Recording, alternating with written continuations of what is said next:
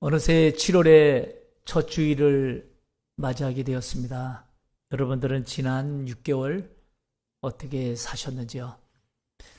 얼마 전에 아는 지인 중에 경기도에서 식당을 하는 분이 있습니다. 그분을 우연찮게 만났는데 참 신앙생활도 잘하는 분인데요. 요즘 장사는 잘 안 되고 또 월세는 계속 내야 하고 아마 이제 얼마 안 있으면 식당 문을 닫게 될 것 같다는 그런 말을 들었습니다. 제가 물어보았어요. 가게 문을 닫으면 무슨 대안이 있냐고. 그러자 그런 아무런 대안이 없다고 그렇게 말을 하면서 긴 한숨을 내쉬는 겁니다.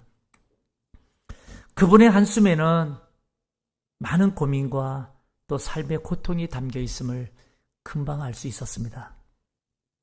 저는 그분께 무엇을 어떻게 위로할지 몰라서 아무 말도 할 수 없었고 그저 그분 옆에서 같이 한숨만 내쉴 뿐이었습니다.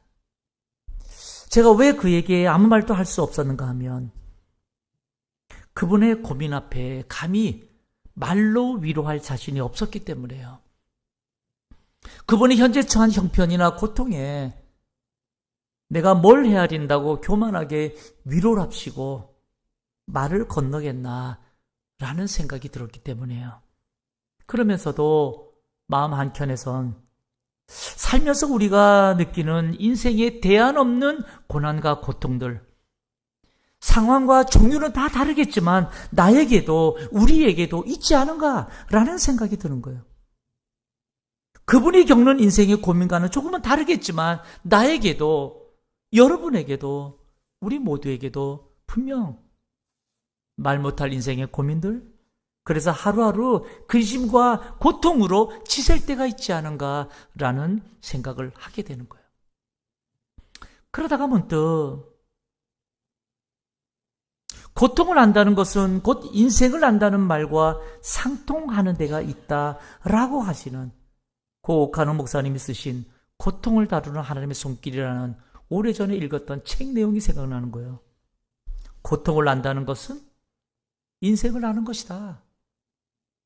여러분, 이 말인즉 어느 누구도 인생의 고민들, 고통들은 다 가지고 있다는 이야기, 다 가지고 산다는 것을 말하는 거겠죠. 그러면서 우리가 번민과 불안에서 벗어나지 못하는 근본 원인은 고통이 주는 독소 때문이라기보다 그것을 다루시는 하나님의 손길을 보지 못하는 데 있다라는 글이 있는 거예요. 그것을 다루시는 하나님의 손길을 보지 못하는 데 있다. 여러분, 우리가 번민과 불안에서 벗어나지 못하는 근본 원인은 우리 인생에서 겪는 고통이 주는 독소 때문이라기보다는 그것을 다루시는 하나님의 손길을 보지 못하는 데 있다는 거예요. 전 새삼 이 말이 제 마음에 와 닿는 거예요. 고통을 다루시는 하나님의 손길을 보지 못하는 데서 오는 우리 인생의 번민과 두려움이라면 우리가 정작 고민해야 될 것은 하나님의 손길을 보기 위해서 오늘도 우리는 고민해야 되지 않겠는가라는 거예요. 성경에 보면 인생의 모든 것을 한순간에 잃어버린 채 절망과 고통에 빠진 여인이 있죠. 그가 바로 나오미예요. 나오미. 유다 베들레헴에 살던 나오미는 흉년 때문에 남편과 두 아들과 함께 이방 땅 모압으로 이주하여 살게 됩니다. 그러다가 그 모압 땅에서 남편이 죽어요. 이국 땅에서 남편을 먼저 보내고 그나마 두 아들 장성해서 이제 장가까지 보냈는데 10년쯤 살다가 이번에는 두 아들마저 죽습니다. 그 상황을 룻기 1장 5절에서 기록하고 있어요. 5절에 보니까 말론과 기럨 두 사람이 다 죽고 그 여인은 두 아들과 남편 뒤에 남았더라라고 기록하고 있습니다. 남편도 두 아들도 다 먼저 보낸 이 나오미는 이제 모압 땅에 덩그러니 두 며느리랑 남게 되었어요. 근데 아무리 생각해봐도 저 젊은 며느리 그냥 홀로 살게 둘 수 없으니까 너희들은 모압 친정집으로 돌아가라고 나오미가 권고합니다. 그러는 중에 한 며느리는 친정집으로 돌아갔고 남은 한 며느리도 친정으로 돌아가라고 끝까지 나오미는 권면하기 시작해요. 룻기 1장 15절에 보세요. 15절에 보니까 나오미가 또 이르되 보라 내 동서는 그의 백성과 그의 신들에게로 돌아가나니 너도 너희 동서를 따라 돌아가라. 아마도 남편도 두 아들도 다 떠나버린 나오미 그의 인생의 모든 삶의 희망들 다 포기한 것 아닐까요? 이제 마지막 남은 한 며느리조차도 떠나가라고 권면하는 이 나오미에게 그 누가 말로 위로할 수 있을까? 이 말이에요. 고통을 한다는 것은 인생을 아는 것이라고 어떻게 보면 말은 쉽게 할지 몰라도요. 그가 당한 인생의 고통의 크기는 누가 헤아리겠는가? 누가 헤아리겠는가? 이제 나오미 홀로 남은 인생을 산다는 것. 여러분 정말이지. 그 인생에 대안이 없는 고난과 고통들, 그 고통들이 엄습해 왔을 때 여러분 과연 어떻게 할까? 인생의 두려움과 함께 여러분 의문이 들 때가 한두 번입니까? 아무리 신앙을 가진 자라도 대안이 없는 인생의 고난과 고통 앞엔 의문이 들기 마련이에요. 이때 더욱 생각나는 말. 우리가 번민과 불안에서 벗어나지 못하는 근본 원인은 고통이 주는 독소 때문이라기보다 그것을 다루시는 하나님의 손길을 보지 못하는 데 있다.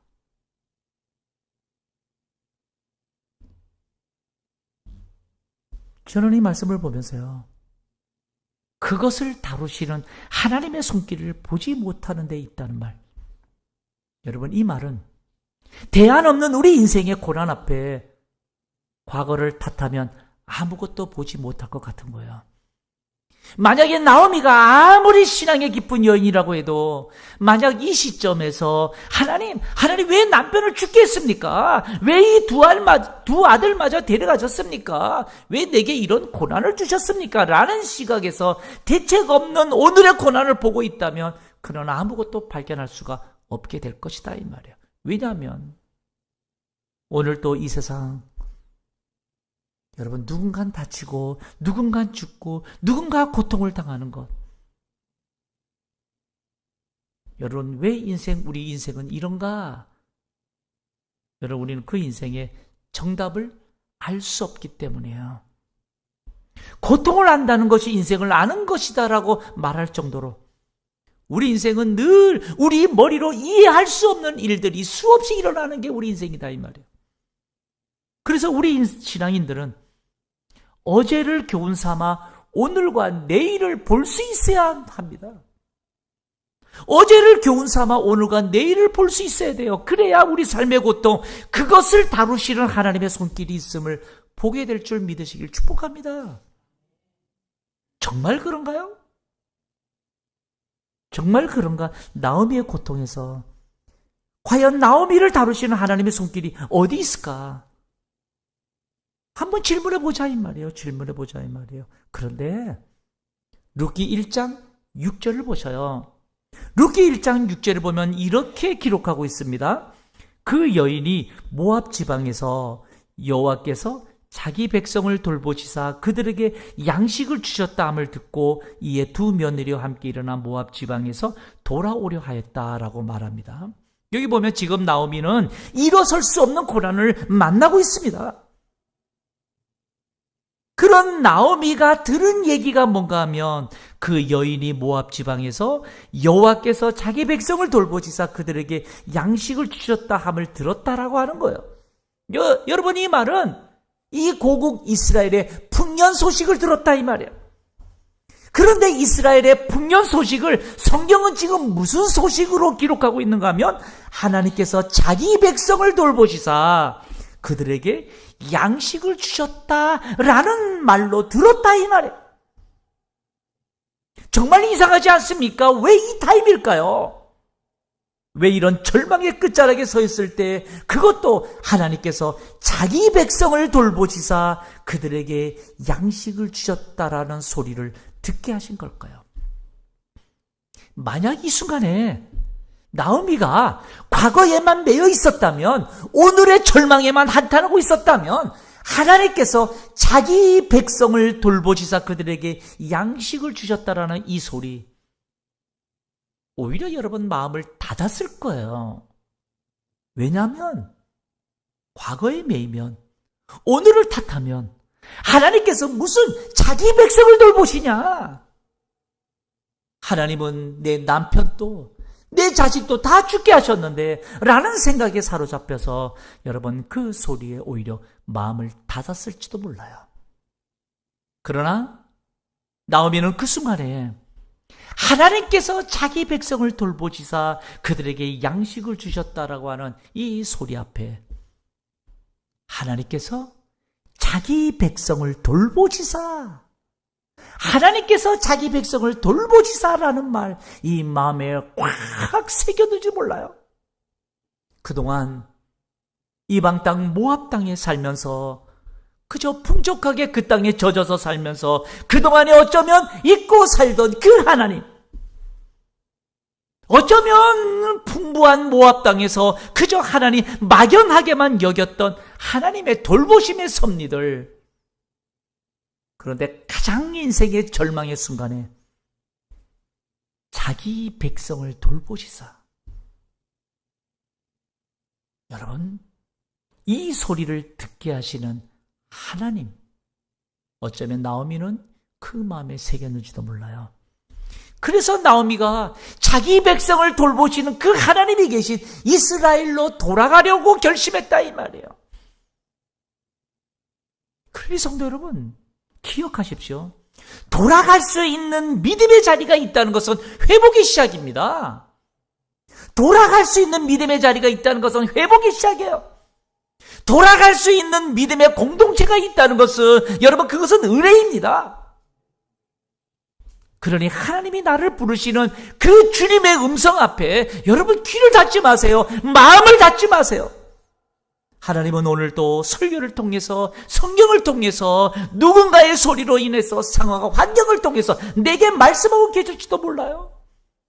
그러니까 여러분, 돌아갈 수 있는 믿음의 자리가 있도록 내 길을 언제든지 열고 내 마음을 말씀 앞에 열어놓아야 된다 이 말이에요. 그 길이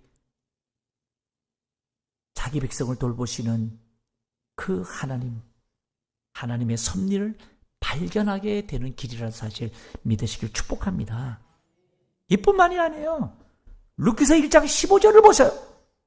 15절에 보게 되면 나오미가 또 이르되 보라, 내 동서는 그의 백성과 그의 신들에게 돌아가라니 너도 그의 동서를 따라 돌아가라 하니.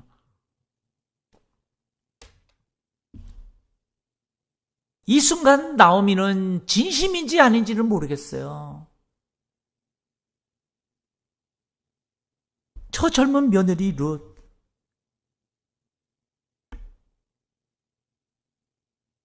고향으로, 그래서 베들레헴으로 데려가 본들, 이방 여자요, 모함 여자요, 고향으로 가봐야 설 자리도 없을 텐데 그는 고민하고 또 고민하는 끝에 아마도 친정으로 돌려보내야 되겠다라고 그렇게 결단하지 않았을까. 그런데요, 그 며느리가 뭐라고 고백했나요? 우리가 너무나 잘 알고 있는 16절을 보세요. 루키서 1장 16절에 보니까 룻이 이르되 내게 어머니를 떠나며 어머니를 따르지 말고 돌아가라 강권하지 마옵소서. 어머니께서 가시는 곳에 나도 가고 어머니께서 머무시는 곳에서 나도 머물겠나이다. 어머니의 백성이 나의 백성이 되고 어머니의 하나님이 나의 하나님이 되시겠다. 여러분, 나오미는 며느리 룻도 자신을 떠날 줄 알았을 거예요. 그런데 정작 이방 며느리 룻이 뭐라고 고백하고 있나요? 어머니의 하나님이 나의 하나님이 되시리니. 그래서 나는 죽어도 못 떠나겠다는 거예요. 함께 가겠다는 거예요. 며느리 룻은 여러분 모압 땅에서 얻은 모압 여자입니다. 그동안에 10년 동안 함께 살면서 저 룻 며느리 신앙도 없는 며느리로 보았을 거예요. 그러니까 이제 아들도 죽고 없으니까 당연히 친정으로 갈 줄 알았어요. 그런데 어때요? 홀로 된 나오미 인생의 정자. 그가 지금 함께 하겠다고 하는 거예요. 그가 함께 하겠다고 하는 거예요. 정말 이상하지 않습니까? 어떻게 이 타임에 어떻게 이런 결정을 이가 할 수 있나요? 여러분, 룻이 위대한가요? 아니면 그를 나오미 곁에 두신 하나님이 위대하신가요? 여러분, 우리 하나님은 신앙도 없을 것 같이 보였던 이 며느리를 이미 나오미 곁에 두신 거예요. 이 세상 나 혼자만 남을 줄 알았는데 하나님은 그의 곁에 룻을 두시고 혼자가 아님을 알게 하셨다 이 말이에요. 이게 하나님의 돌보심이에요. 어디 이뿐인가요? 룻기 2장 3절을 보세요. 룻기 2장 3절에 보면 룻이 가서 베는 자를 따라 밭에서 이삭을 줍는데 우연히 엘리멜렉의 친족 보아스에게 속한 밭에 이르렀더라. 베들레헴에 돌아온 나오미와 룻 양식을 얻기 위해서 이 며느리 룻이 이삭을 주우러 갔어요. 근데 성경이 뭐라고 기록하고 있어요? 우연히 엘리멜렉의 친족 보아스에게 속한 밭에 이르렀다라고 기록하고 있어요. 여러분, 우리는 이 우연이라는 단어를 보셔야 돼요. 우연히. 참 이상하지 않습니까? 이 타임에 어떻게 그 많고 많은 밭 중에 우연히 친족 보아스에게 속한 밭에 이를 수가 있을까? 여러분, 하나님 앞에 우연이 어디 있나요? 우리 머리털 하나까지도 다 세고 계신 전능하신 하나님이신데, 여러분, 이것이 바로 우연 속에 감춰 놓으신 하나님 은혜의 섭리라는 사실 믿으시길 축복합니다. 하나님의 은혜의 섭리들이에요. 우리 삶에서 수많은 우연을 가정한 하나님의 돌보심과 인도하심이 여러분 우리 인생의 삶 속에 곳곳에 있습니다. 단 우리가 그 하나님의 섭리들을 아직까지도 발견하지 못하고 있는 것뿐이에요. 왜 발견하지 못해요? 과거에 매여서, 오늘의 고난에만 매여서. 하나님은 자기 백성을 돌보고 계시고 있는 사실을 우리가 여러분 보지 못하고 있는 것뿐이에요. 결국 룻이 우연히 보아스의 밭에 가게 된 그 계기로 보아스를 만나게 하시고 룻과 결혼하게 하시고 그를 통해서 오벳이라고 하는 아들을 낳게 하시고 그 오벳을 통해서 어떤 계보가 이어져요? 다윗의 계보가 이어져요. 다윗의 계보가. 그것을 성경이 증거하고 있어요. 그렇다면 성도 여러분, 오늘 나오미를 통해서 보여주신 하나님의 메시지가 뭘까 이 말이에요. 우리는 살다 보면 때로는 힘들 때 만나요. 두려운 일을 만납니다. 왜 내게 이런 시련을 주십니까? 우리 인생 내가 이해할 수 없는 일들을 수없이 경험하며 사는 게 인생이에요. 그런 가운데 우리는 여러분, 우리가 믿는 하나님은 도대체 어떤 분인가 수없이 의문을 가지고 수없이 질문할 거예요. 그런데 우리가 믿는 하나님은 자기 백성을 돌보시는 분이라는 사실을 믿으시길 축복합니다. 단 우리가 하나님의 돌보심의 역사들, 하나님의 돌보시는 섭리들 여러분 아직 발견하지 못하고 있을 수가 있다 이 말이에요. 왜 발견하지 못할까? 자꾸 과거에 매여 있으니까. 자꾸 현실에만 매여 사니까. 그러니까 내 안에서 왜 이런 고난을 주십니까? 왜 내게는 응답해 주지 않습니까? 자꾸 불평과 원망에 매여서 지금도 내게 말씀하시는 주의 음성에 귀를 닫게 되고 마음이 닫혀버리니까 이미 내 곁에 응답해 주심에 그 응답의 역사들을 발견하지 못하고 사는지도 몰라요. 그러나 여러분, 돌아갈 수 있는 믿음의 자리가 있다는 것은 회복의 시작이에요. 돌아갈 수 있다는 믿음의 공동체가 있다는 것은 여러분 주님의 은혜예요. 그러니 하나님이 나를 부르시는 그 부르심 앞에 귀를 닫지 마시고 마음을 닫지 마시고, 그래야 믿음의 자리로 언제든지 돌아갈 수가 있는 거예요. 우리 하나님은 내가 가장 절망하고 있는 바로 이 나오미에게조차도 자기 백성을 돌보시는 하나님이라는 사실을 들려주셨어요. 그리고 정말 믿음도 없을 것 같았던 그 며느리 룻을 이미 나오미 곁에 두셨어요. 그리고 그를 다윗의 계보를 이어가게 하셨어요. 여러분, 이 말인즉 지금 이 시간, 이 순간 저와 여러분 곁에도 주님이 말씀하고 계시고 내 곁에 이미 응답을 두고 계신다는 사실 믿으시길 축복합니다. 그 하나님께 우리는 오늘 또 감사하며 사는 거예요.